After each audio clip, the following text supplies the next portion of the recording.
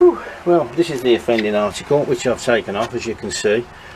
The handle is just smashed off there. I've replaced it with a new one. I haven't filmed that, of course. I think we know how to sort of replace these. But yeah, so if it weren't for the old gaffer tape, I don't know whether that would have travelled all the way home. Anyway, that's the update on that. I'll wait for my exhaust. That should be here sometime today. And then today, in the rain, I'm just doing some beetroot. Picked these yesterday, these smaller ones. These are bolt-hardy, and these are another variety. Huge. I didn't realise how big they were. So these are going to be sorted today. Bought some pickling stuff and some jars from Asda. So when you do beetroot, you don't cut the tops, you twist the tops off, otherwise they bleed, and they will bleed out and they'll go a bit lighter coloured. You can cut the tops off if you're really desperate, but my garden's looking a bit sorry for itself. I'll do a bit of an update. Anyway, cheers. Right, these are 2 pans are on, just coming up to the boil. I cook on these things. This one's not quite ready to the boil yet. I'm not putting that lid on, by the way. I'm not pressure cooking in those. I'm just boiling the beetroot. So just watching the gas and keeping the gas turned down a little bit. That's all. And there you go. So we'll wait about an hour and see how we go from there. Cheers. Right, that's one. That's just took just under an hour. There's one bin full. There it is. I've got to cut those. I'm using the plate because if I use a cutting board, it'll just go red. I'm not putting the rest on boil in the moment because I want to see how much I've got left. That's still boiling away, but that was slower to boil. So you have to just prick them with a knife. 1 or 2, especially the bigger ones, and if they're okay, then peel them. Peeling's the best bit. Takes me way back to the 50 years ago when I used to work at a greengrocer's in late 60s when I left school. And we used to use a baby Burco boiler, and we used to have 2 bags of beetroot put in this boiler, and it took hours to bring to the boil and cook. But of a winter's evening or a winter's day, it was a good job, because then you just bucketed so much out into the big crock sink with some cold water and then peel it. It's very easy to peel, just squeeze them and the skin comes straight off. These are going to be cut and sliced and put in the jars. I'll see how many this panful fills. And of course, as I said before, when you empty the vinegar jars, you can use the vinegar jars as well for pickling. So I'll see how we go, and I'll bring you back in a bit. It's hard to show me peeling this, by the way. I don't know whether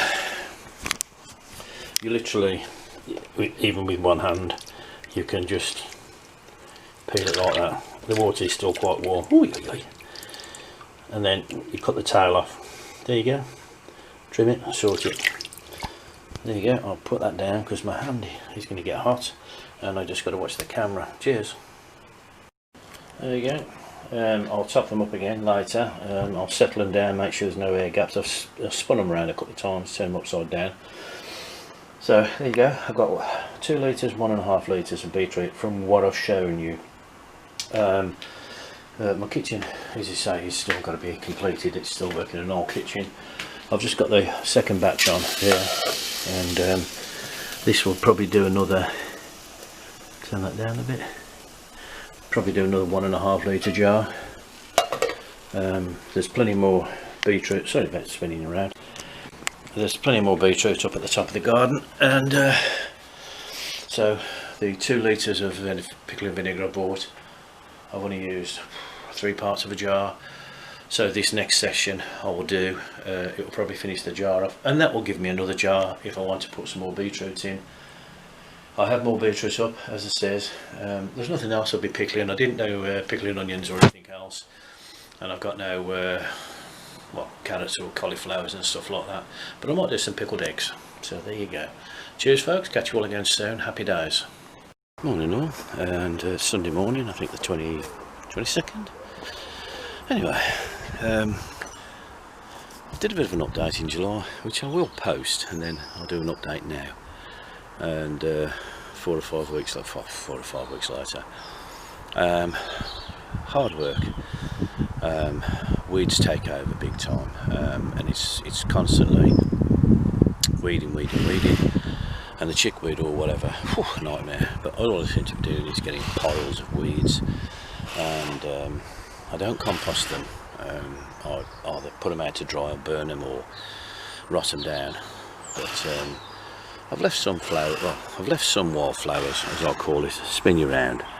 You see, like the daisies. I call them daisies, dandelion daisies, whatever you want to call them. They're not dandelions, but they're a derivative of it. I can't remember the wildflower's name. But I just dug up a few kestrel yesterday and the day before. This is the last of them. That's about the biggest one I've ever found. That's a nice potato kestrel. And then I'll go in the bag. There's a couple of slightly iffy ones, but I'll give them away. I don't keep them all. I have one or two every so often. And this mare's tail, it doesn't matter what you do. Sadly, the poison's going to have to come out, because if I just cut it down, I just can't get the roots out, and so basically it's a systemic poisonous to kill the roots, because it just gets everywhere, absolutely everywhere.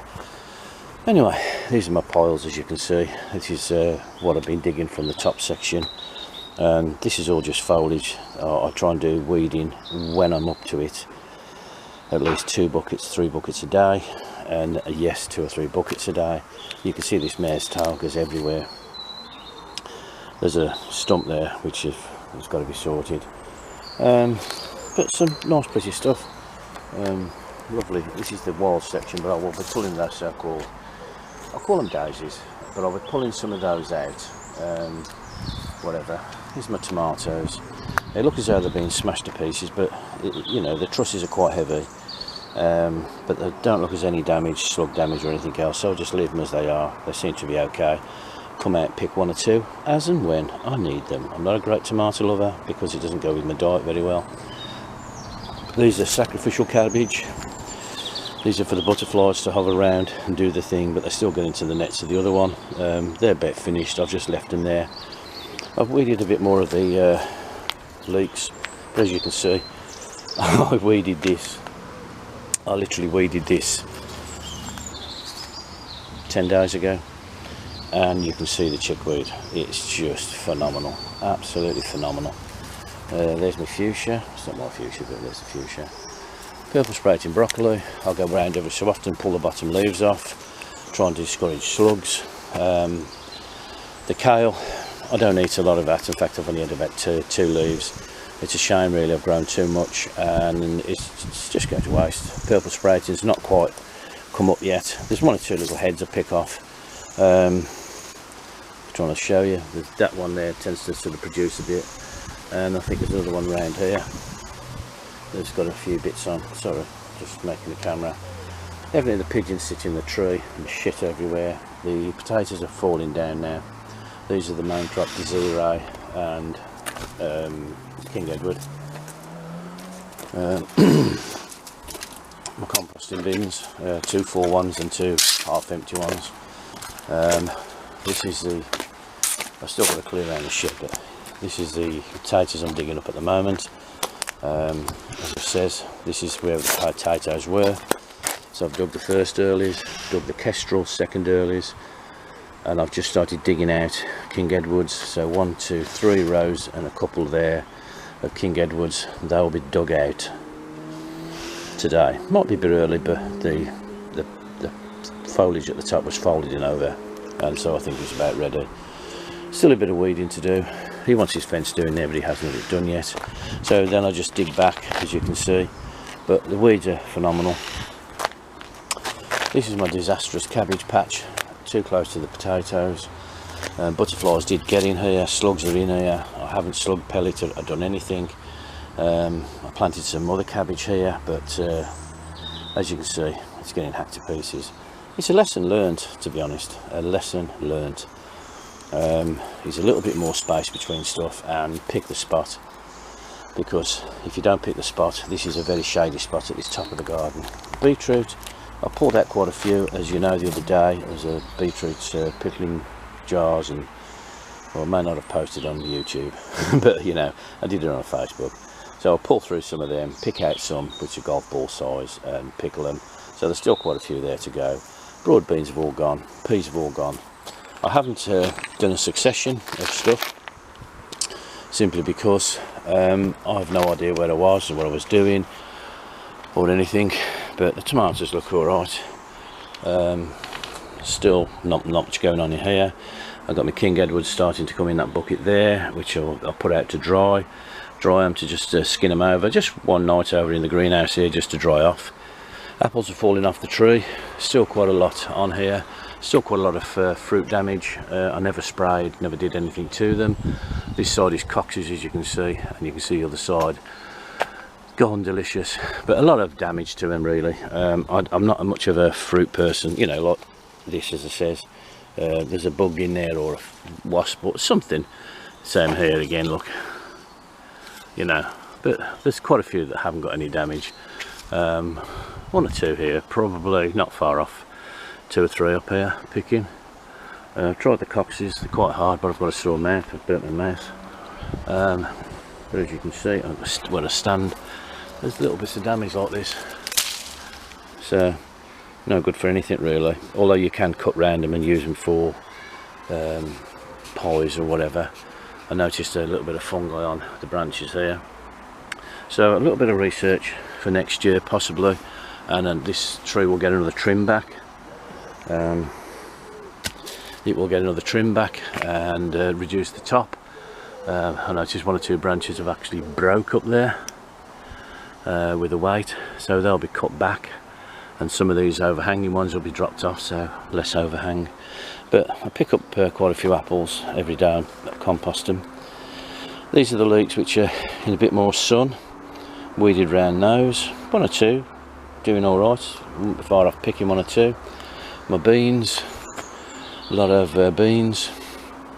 If they're not picked regular, then they go too big. I think 1 or 2 is still okay.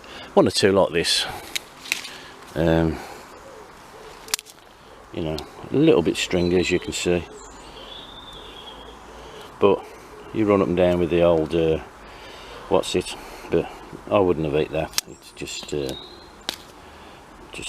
you know, not my cup of tea. It's too tough. It should have been picked ages ago.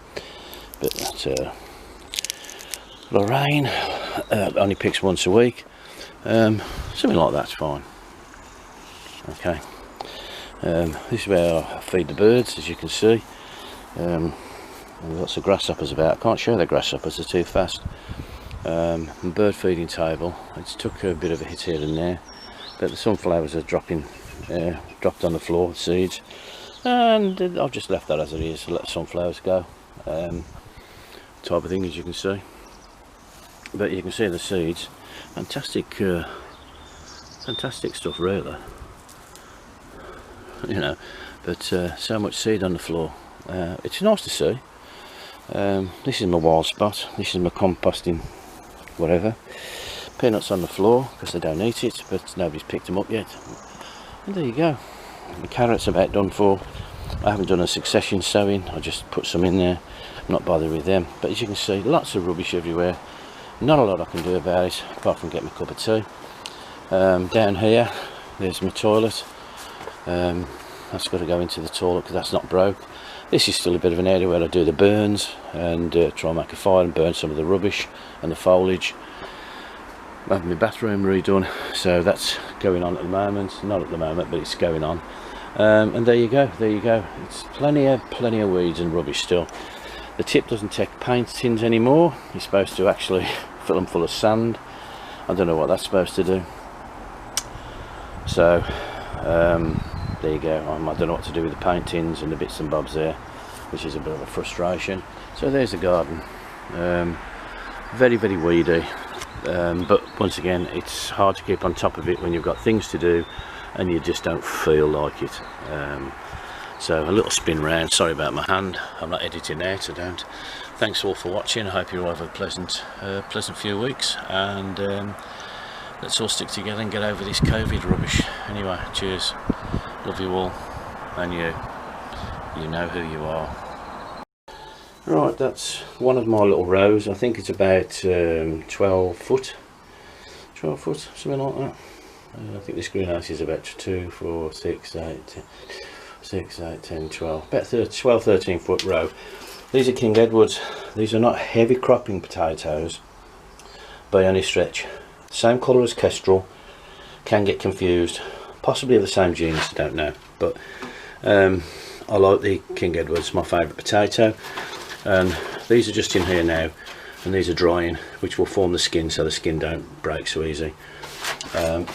Just toughens it up, just not toughens it up, but you're supposed to just dry the skin off a little bit. So they'll be in here for either for the rest of the day.